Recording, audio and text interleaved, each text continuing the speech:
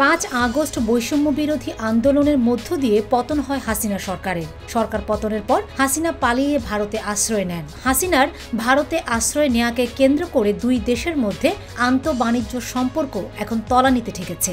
যেখানে ভারতের দ্বিতীয় রপ্তানিকারক দেশ হিসেবে বাংলাদেশ থেকে ভারতের সর্বোচ্চ রেমিটেন্স আয় হতো, যার পরিমাণ 16 বিলিয়ন বা $1,600 কোটি, যা ভারতের গড় আয়ের একটি বড় অংশ। কলকাতার অধিকাংশ ব্যবসায়ী বাংলাদেশি পর্যটকদের কেন্দ্র করে গড়ে উঠেছে।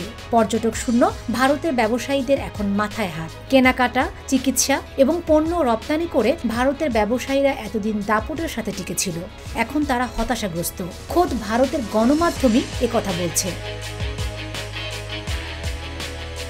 ভারত বয়কট আন্দোলন বাংলাদেশে এখন তুঙ্গে। এই আন্দোলনের কারণে ভারতের অর্থনীতিতে যে ধস নামতে যাচ্ছে তার প্রমাণও মিলেছে। সাম্প্রতিক সময়ে উঠে এসেছে ভারতের রুপির করুণ হার, ভারতীয় রুপির সর্বনিম্ন রেকর্ড। ভারতের অর্থনীতিতে নেমে এসেছে ধস। বাংলাদেশের সাথে ভারতের আন্তঃবাণিজ্য সম্পর্কের টানাপোড়েনকে একটি কারণ হিসেবে দায়ী করছেন বিশেষজ্ঞরা। ডলারের বিপরীতে ভারতীয় মুদ্রারুপির দাম আরও পড়েছে। প্রতি ডলারের বিপরীতে এখন পাওয়া যাচ্ছে 86.20 রুপি, অর্থাৎ ভারতীয় রুপির দর এখন ইতিহাসের সর্বনিম্ন পর্যায়ে। যুক্তরাষ্ট্রভিত্তিক সংবাদ মাধ্যম রয়টার্স এই খবর জানিয়েছে। ডোনাল্ড ট্রাম্প প্রেসিডেন্ট নির্বাচিত হওয়ার পর আন্তর্জাতিক বাজারে ডলারের দাম বাড়ছে এবং বন্ডের বিপরীতে অতিরিক্ত মুনাফা পাওয়া যাচ্ছে।